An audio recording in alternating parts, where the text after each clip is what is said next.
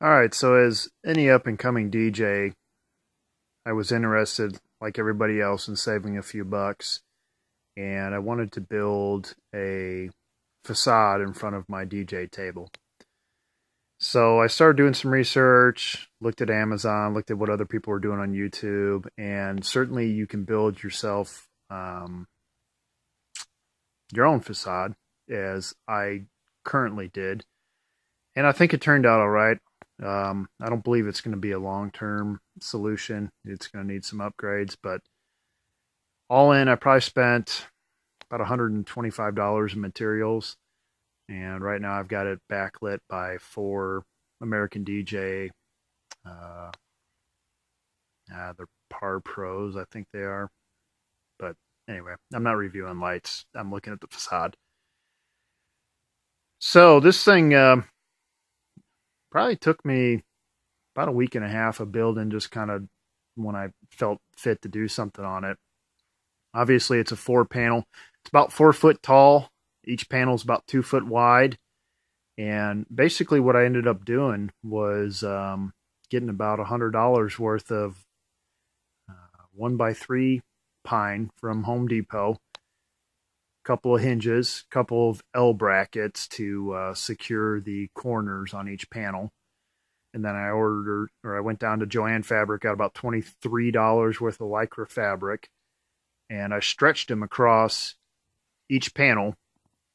And what I did was before I cut anything, I run each board across my table saw, which you can see right there, creating a groove in the back of each board. And once I cut that groove in, I just did miter cuts, 45-degree miter cuts on it. I've got a compound miter saw right there behind my table saw,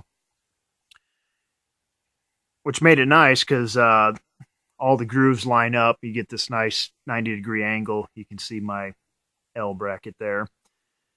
But basically what I did was I treated these like they were a screen, which in essence they are. So I picked up some 1/8-inch rubber screen stop, got a screen tool, and then just basically stretched the Lycra across these like I was rehanging screens in a normal window.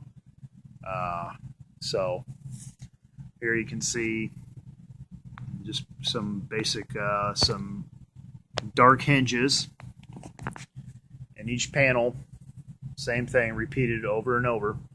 4 panels. Obviously, if I wanted to make this a little bit bigger, I could put in a 5th panel, which is nice. It gives you the opportunity to expand.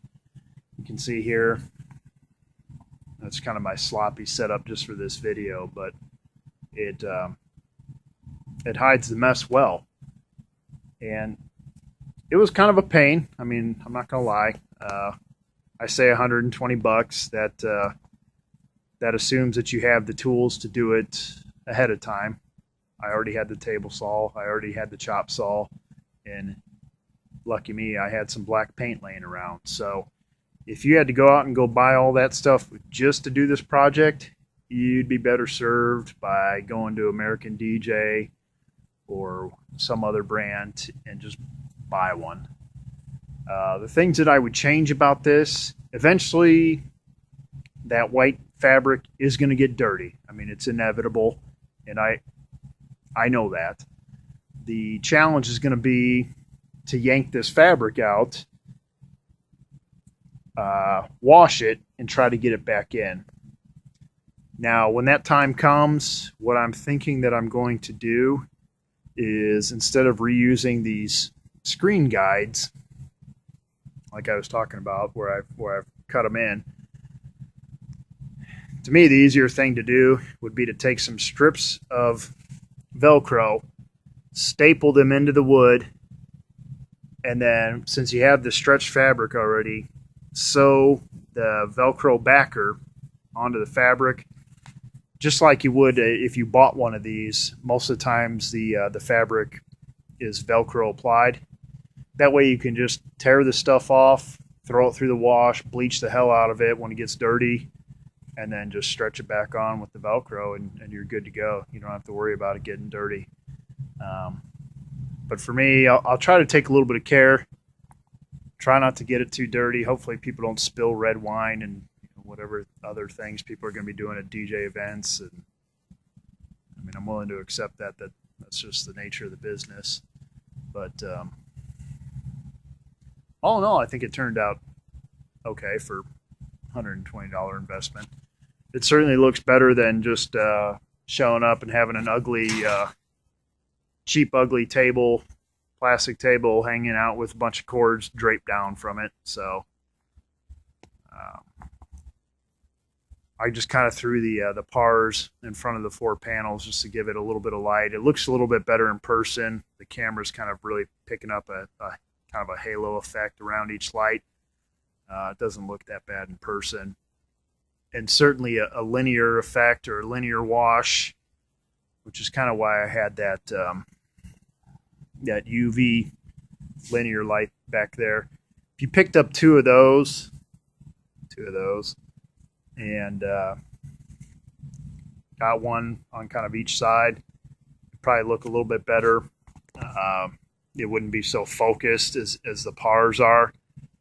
However, I mean, once I get rocking and I kind of hit the controller there, the pars kind of look obviously a little bit better when they're going with the music.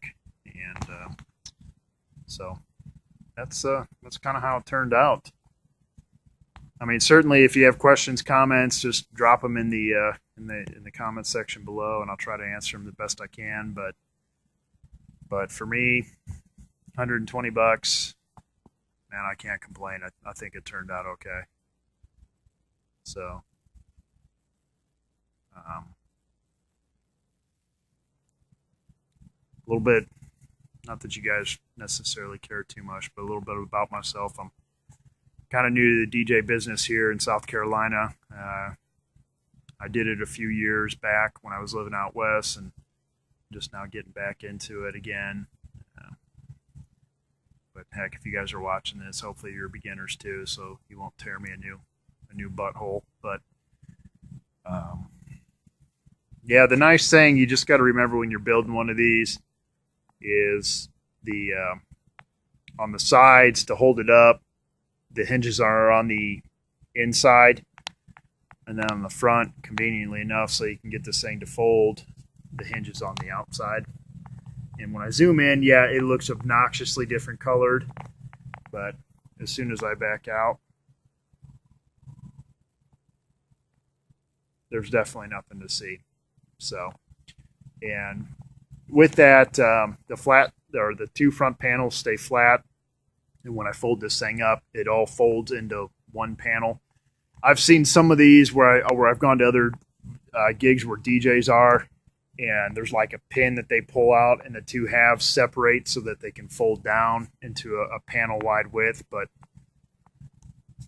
I mean, I guess I can grab this real quick and just kind of show you guys what I'm talking about. Is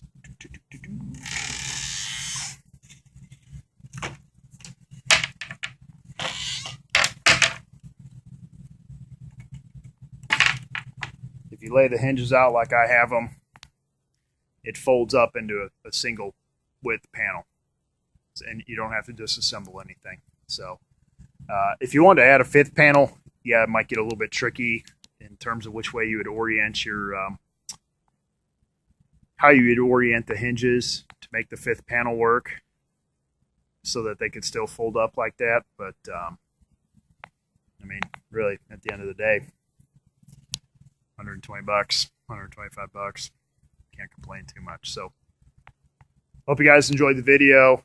Try not to drone on too much, but yeah, let me know if you guys have any questions. Cheers.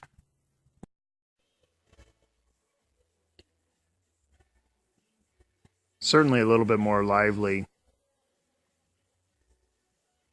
when you have a little bit of audio in the background.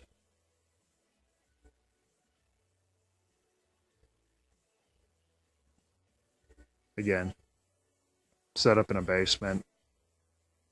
Not really set up for a gig, just for a demonstration video.